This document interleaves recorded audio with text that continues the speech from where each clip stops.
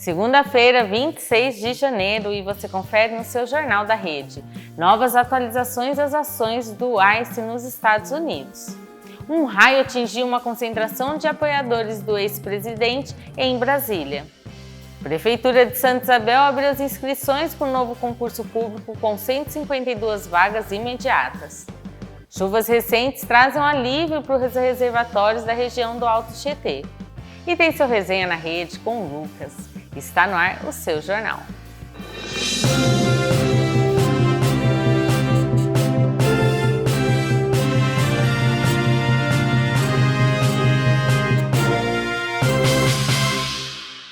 Gregory Bovino, comandante da Polícia de Fronteira dos Estados Unidos, tornou-se o rosto da truculência em Minneapolis.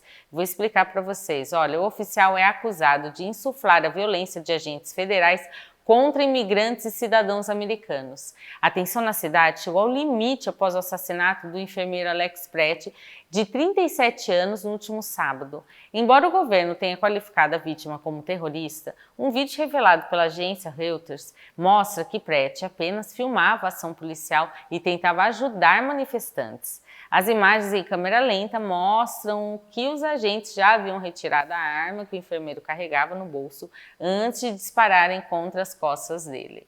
Bovino parabenizou os subordinados pela ação, enquanto o governador da Califórnia, Gavin Newsom, alertou para os sinais de fascismo e autoritarismo no país. Esse é o segundo cidadão americano morto em operações do ICE em menos de um mês. As táticas violentas e a detenção de crianças têm derrubado a popularidade de Donald Trump, que enfrenta 58% de reprovação no seu primeiro ano de mandato. E a gente segue atualizando vocês, é lógico. Ainda em ações do ICE, olha, moradores de Minneapolis estão criando uma rede de solidariedade para abrigar filhos de imigrantes que foram separados dos pais durante as recentes operações. Olha que coisa! Voluntários organizam casas seguras e sistemas de guarda emergencial para evitar que as crianças sejam levadas pelo governo após a prisão dos responsáveis. Um dos casos que ganhou repercussão é o da família de uma equatoriana. Detida no início do mês, mesmo sem ter antecedentes criminais, seus 8 filhos, alguns deles cidadãos americanos, tiveram que fugir e se esconder após os agentes armados cercarem a residência da família durante a noite. O clima de tensão tem feito até mesmo eleitores do presidente Donald Trump mudarem de opinião. A voluntária cristã Felisa Martinez, que votou no republicano nas últimas eleições, afirmou estar arrependida. Segundo ela, a violência das detenções que testemunhou nas últimas semanas não condiz com os valores cristãos. Em resposta, o Departamento de Segurança Interna afirmou que o ICE não separa famílias e que os pais têm o direito de escolher se os filhos serão deportados com eles ou entregues a um custodiante. Enquanto isso, mais de 2.000 agentes federais continuam as buscas na capital de Minnesota. E em meio às tensões nos Estados Unidos, uma tempestade de inverno histórica atingiu mais de 20 estados no país nessa segunda, deixando um rastro de pelo menos 14 mortos. Inclusive, no final da semana passada, eu falei sobre essa possível tempestade, né? O episódio é considerado um dos piores das últimas décadas, com nevascas intensas e acúmulo de gelo que o Serviço Nacional de Meteorologia classificou como catastrófico. As mortes foram registradas em estados como Texas, Tennessee e Nova York, onde as temperaturas glaciais causaram casos de hipotermia e acidentes fatais. Mais de 180 mil clientes estão sem energia elétrica, principalmente no sul do país, onde a infraestrutura não é preparada para o frio extremo. O caos também atinge o transporte, com mais de 19 mil voos cancelados durante o fim de semana. Repartições federais em Washington e aeroportos em Nova York e Filadélfia estão fechados nesta segunda. O presidente Donald Trump utilizou as redes sociais para pedir que a população se mantenha segura e ironizou o aquecimento global. Cientistas alertam que essas perturbações no vórtice polar têm se tornado mais frequentes nos últimos 20 anos. Na verdade, é o novo normal que nós teremos, né? Temos aqui no Brasil também. A previsão é que o frio ártico continue por mais alguns dias, mantendo as estradas intransitáveis e as prateleiras de supermercados vazias em diversas regiões. Vamos vir agora para o nosso país? Um novo vídeo revelado nesta segunda mostra o momento exato em que um raio atingiu uma concentração de apoiadores do ex-presidente Jair Bolsonaro em Brasília. O incidente ocorreu nesse domingo próximo ao Memorial JK, enquanto o grupo aguardava uma passeata sob forte chuva. De acordo com o Corpo de Bombeiros, 89 pessoas foram atendidas no local e 47 precisaram ser levadas para o hospital da capital. No Instagram da Rede AltT você vê também um vídeo que mostra certinho o momento exato que o raio cai. Muitos manifestantes sofreram queimaduras ao segurarem grades de proteção no momento da descarga elétrica. As imagens que viralizaram nas redes sociais mostram um forte clarão seguido de um estrondo que causou pânico na multidão. Segundo o tenente Elson Silva, além das queimaduras, algumas vítimas se feriram na queda ao baterem a cabeça no chão durante a confusão. Na manhã de hoje, o hospital de base informou que a maioria dos pacientes já recebeu alta. Apenas 4 pessoas continuam em observação, mas o estado de saúde é estável e elas podem ser liberadas a qualquer momento. Gente, é importante lembrar, independente da ocasião que foi, campo aberto, quando tem chuva, não pode ficar em locais abertos ou se abrigar debaixo de árvores, se abrigar em locais que você vai servir ali de para-raio, por exemplo. Isso acaba chamando raio mesmo e gerou confusão com tanta gente. Espero que todos aí que seguem internados, tudo, consigam sair bem dessa. Ainda em Brasília, a implosão do antigo Hotel Torre Palace, realizada às 10 da manhã do domingo, marcou o fim de uma estrutura histórica que estava abandonada há 13 anos no centro de Brasília. A operação durou apenas 5 segundos e utilizou 165 quilos de explosivos. Apesar do planejamento, destroços atingiram um hotel vizinho, o Noble Suites Monumental, que teve pelo menos 5 vidraças quebradas e a fachada tomada por poeira.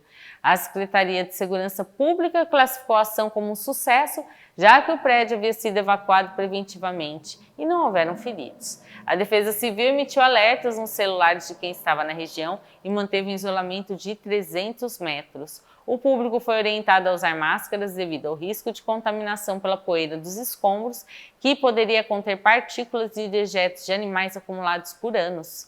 Agora, as equipes técnicas trabalham na vistoria dos prédios do entorno e na limpeza das toneladas de entulho. Tomara que também deem uma olhada ali, um foco para o hotel que foi atingido, né, de certa maneira.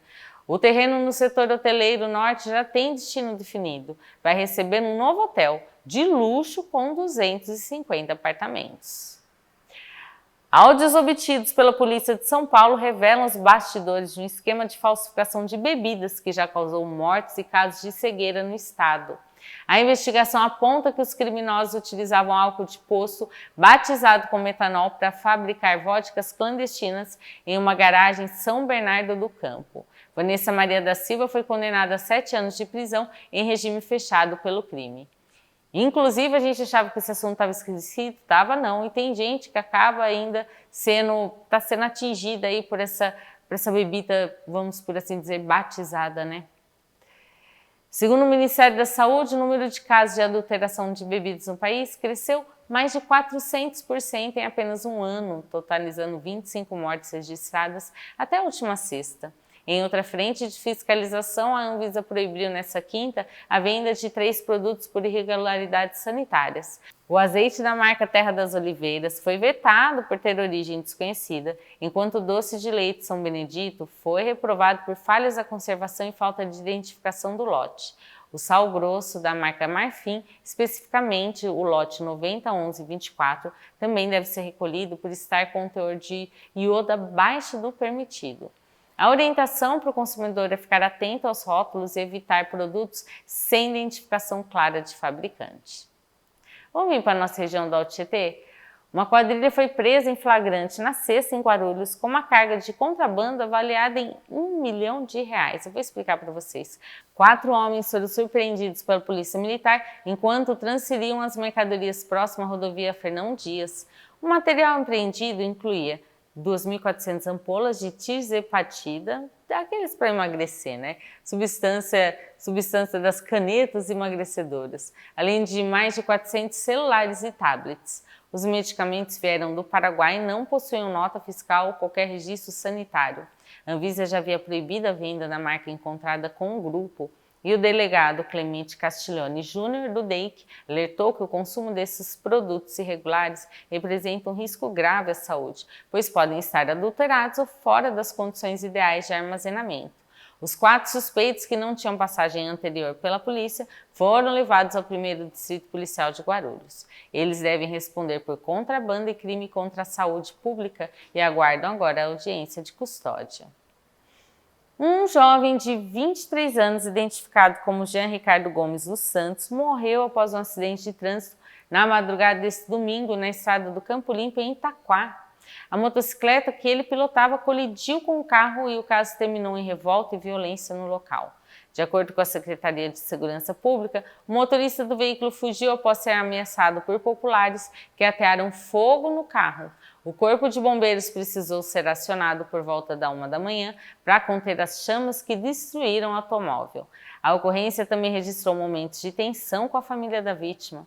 O pai de Jean teria invadido uma residência na tentativa de localizar o condutor e ameaçado uma moradora da região. A polícia agora realiza diligências para identificar o motorista e esclarecer as causas da batida. O caso foi registrado na delegacia de Itaquá como homicídio culposo na direção de veículo e ameaça. Policiais rodoviários recuperaram um caminhão roubado na madrugada desse sábado na rodovia Ayrton Senna, em Guararema. O veículo foi identificado no quilômetro 57 com placas adulteradas e sinais de identificação visual incompatíveis com o registro original. Durante a abordagem, o motorista confessou o crime e foi preso em flagrante. Além do veículo, os agentes encontraram 5 invólucros de cocaína com suspeito. A ocorrência foi registrada como receptação, adulteração de sinal identificador e porte de drogas. A vítima do roubo foi localizada pouco depois do terminal rodoviário de Mogi. O caminhoneiro relatou à polícia que foi rendido por 2 criminosos armados e mantido em cárcere privado por um curto período até ser liberado. O caminhão já foi devolvido à empresa proprietária e o caso segue sob investigação para identificar o segundo envolvido no assalto. Agora a gente vai falar das suas notícias para o próximo bloco. Presta atenção porque você não vai sair daí, hein? Inscrições para o concurso em Santa Isabel e mais.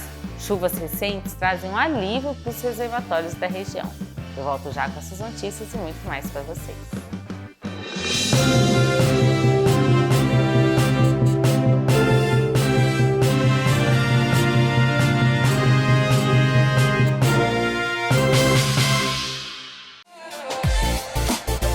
Às vezes você fica pensando, meu Deus, está faltando alguma coisa para minha empresa alavancar. Eu sei o que é. É o outdoor digital. Que tal o painel da Baruel? Exatamente isso. O painel da Baruel fica na Baruel, uma rua central aqui de Suzano, onde você tem toda a infraestrutura de comércio, ponto de ônibus, semáforo, pessoas indo e voltando, passam de carro, de ônibus. Então, com certeza, a sua empresa terá visibilidade. E olha, são 2.000 vezes por mês que você vai aparecer. E é isso que está faltando, eu tenho certeza. E os preços são acessíveis. Mostre a sua empresa. É isso aí, Outdoor Digital Painel da Baruel.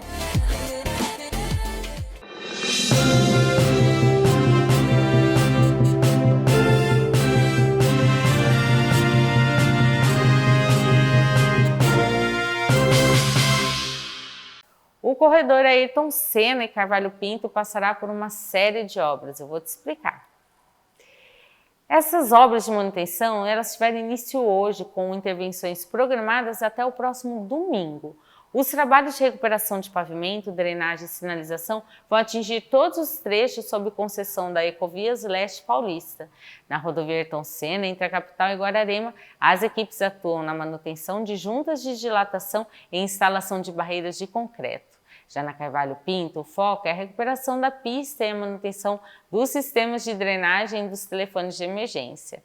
As ações ocorrem nos 2 sentidos, às 6 da manhã às 6 da tarde, com bloqueios alternados aí das faixas. Serviços de zeladoria, como poda de árvores e coleta de lixo, também serão realizados ao longo do corredor, mas sem a necessidade de interditar o trânsito. A concessionária orienta que os motoristas redobrem a atenção à sinalização e aos painéis de mensagens.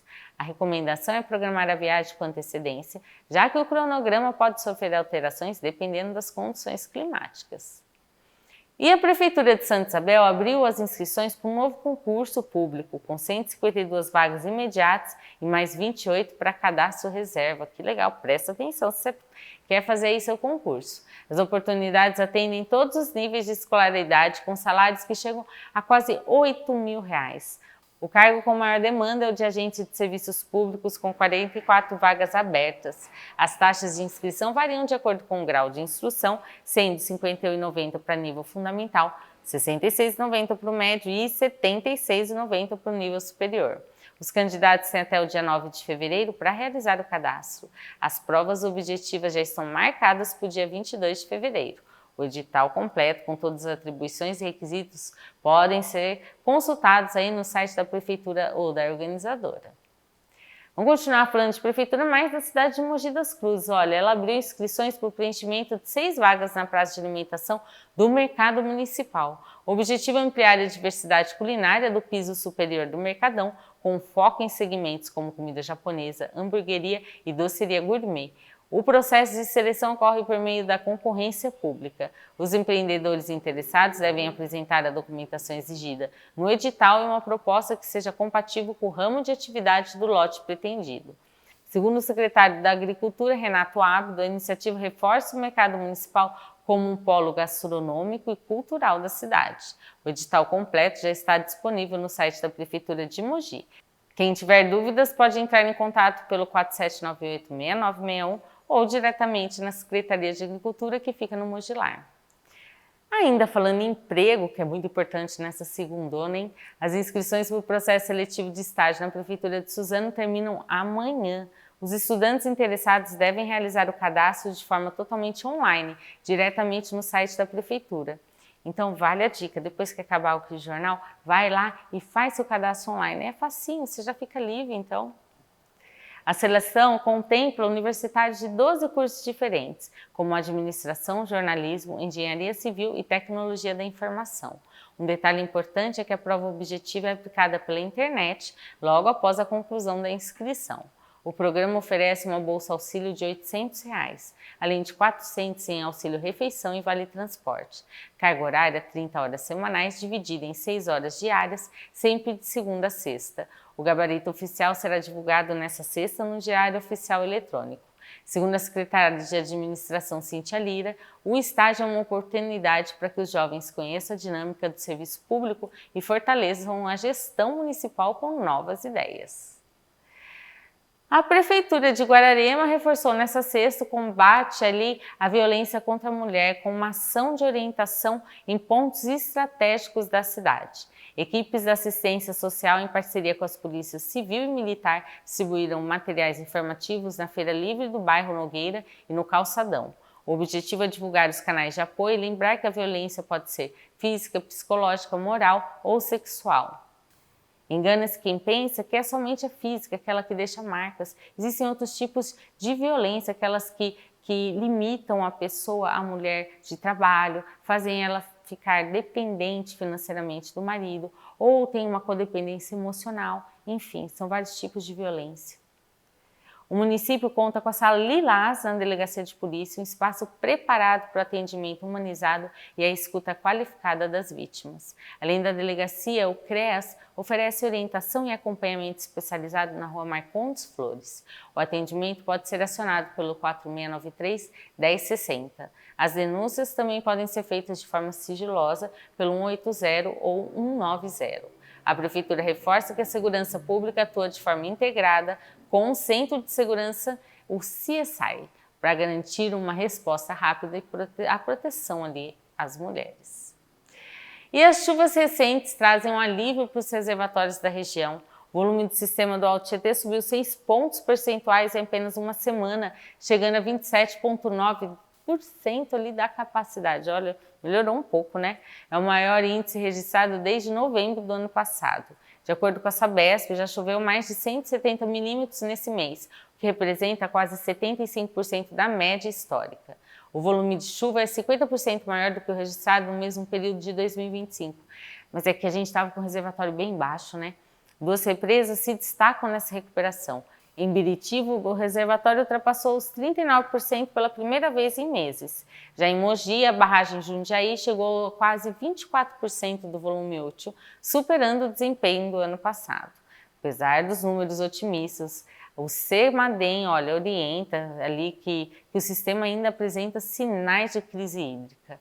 Como as chuvas devem continuar até o fim do mês, a expectativa é de que os reservatórios sigam em recuperação, mas o consumo consciente continua sendo fundamental.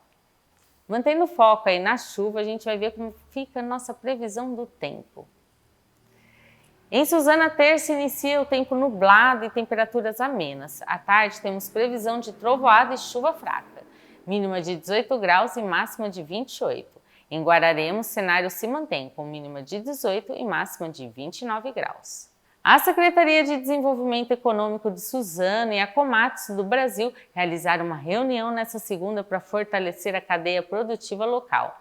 O objetivo é integrar mais de 20 metalúrgicas da cidade ao processo de fabricação de máquinas pesadas da multinacional. O secretário Mauro Vaz apresentou propostas para que os fornecedores de Suzano supram as demandas da empresa, garantindo mais planejamento e geração de renda do município. Em contrapartida, a Prefeitura colocou à disposição cursos de qualificação profissional para preparar os munícipes para essas vagas. Além do setor industrial, a estratégia de fomento local também alcança a agricultura. Olha só que legal! O investimento no programa de aquisição de alimentos vai saltar de R$400 mil para mais de 1 milhão em 2026. Olha que ganho ali expressivo, né? Esse recurso será destinado aos produtores locais para atender a merenda escolar e famílias em vulnerabilidade. Se consolidar essa rede de abastecimento próprio, Suzano poderá receber ainda mais incentivos do governo do estado. Segundo o secretário Mauro Vaz, a cadeia produtiva local é um dos pilares de crescimento da gestão para conectar quem produz com as demandas da própria cidade. É muito importante essa cadeia produtiva local que as cidades e as regiões façam para estimular aí os pequenos comerciantes, os pequenos agricultores. Faz muita diferença para fortalecer a região. E no próximo bloco tem o seu Resenha na Rede com Lucas Barreiros. Fica aí que eu volto já já.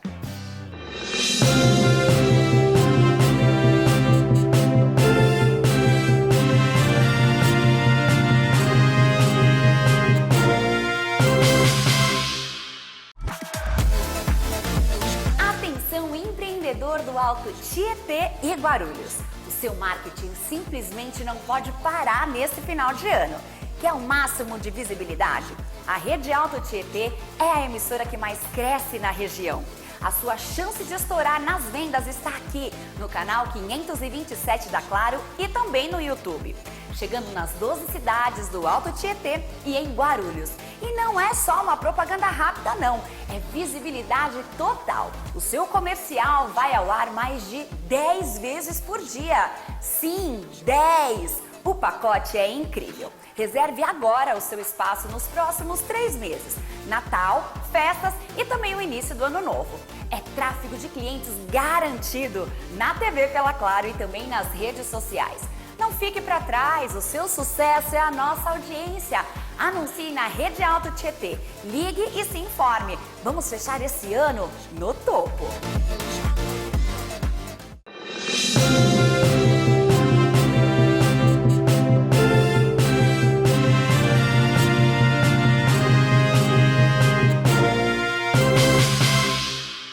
Fala pessoal, eu sou Lucas Barreiros. Já vamos abrir o nosso Resenha na Rede dessa segunda, avisando que teve grito de campeão nesse domingo.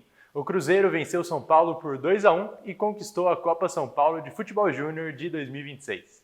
Esse é o segundo título do clube na competição. O time mineiro abriu o placar aos 12 minutos do primeiro tempo, com William Almeida, de cabeça, após escanteio. O São Paulo empatou ainda antes do intervalo, aos 46, com Isaac, também em jogada de bola parada, com gol confirmado pelo VAR. Na segunda etapa, aos 28 minutos, o Cruzeiro chegou ao gol do título após chute de Gustavo, um desvio na trave que gerou o gol contra do goleiro João Pedro. São Paulo ainda tentou reagir, chegou a ter um pênalti marcado, mas a decisão ali assinalada em campo foi anulada pelo VAR. E assim tivemos essa concretização do segundo título da Raposa. Eles já tinham batido na trave em 2024, quando chegaram na decisão e perderam para o Corinthians por 1-0. E agora conseguiram se sobressair sobre o atual campeão São Paulo, que havia vencido no ano anterior, e conquistaram então seu segundo título. Raposa, que tinha vencido em 2007 contra o próprio São Paulo, volta a repetir a dose agora em 2026. Então fica os parabéns aos meninos do Cruzeiro, que têm motivos para sorrir já nesse início de temporada. Agora, já passando para o futebol profissional, tivemos a 5ª rodada do Paulistão, num fim de semana de muita intensidade e resultados importantes que marcaram aí esses jogos que vamos comentar por aqui. Começando pelo Choque Rei, no sábado, o Palmeiras entrou em campo pressionado após a goleada sofrida na rodada anterior, mas diante da sua torcida, o Verdão respondeu em grande estilo e venceu o São Paulo, que vive um momento conturbado fora de campo, por 3-1.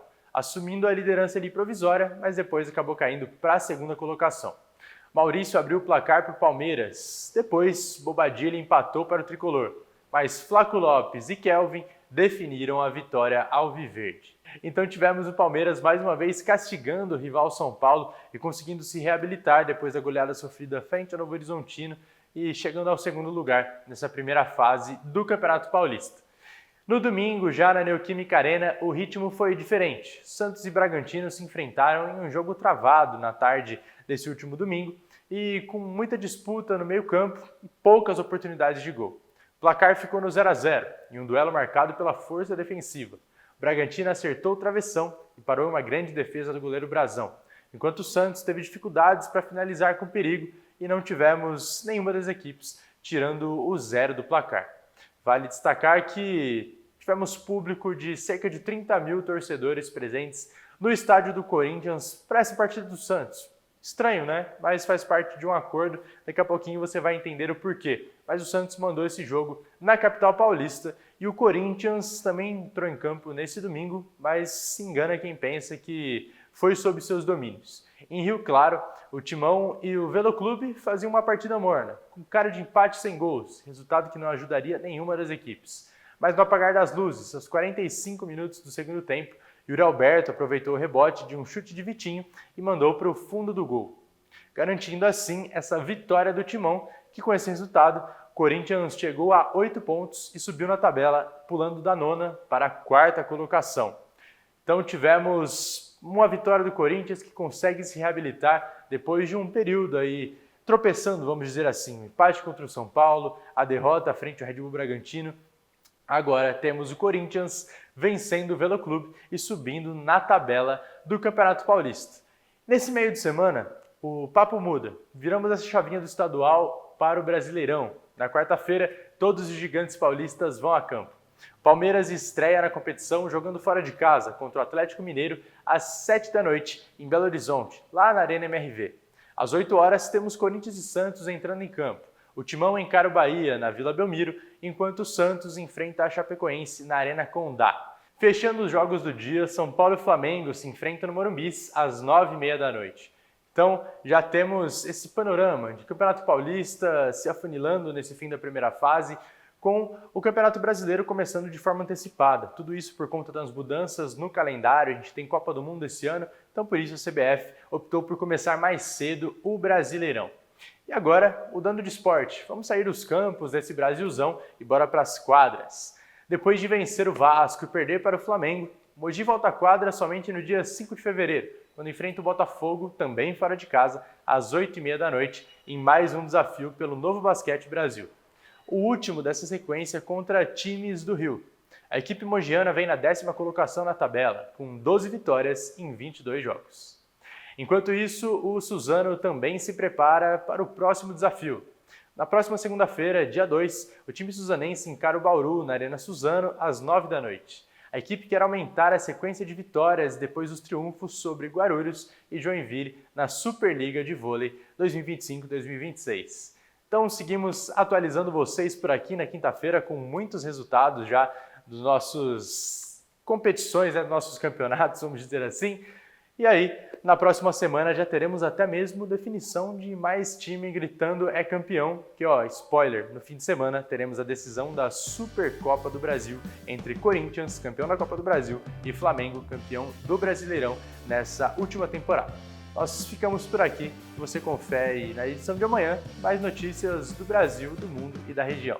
Até mais!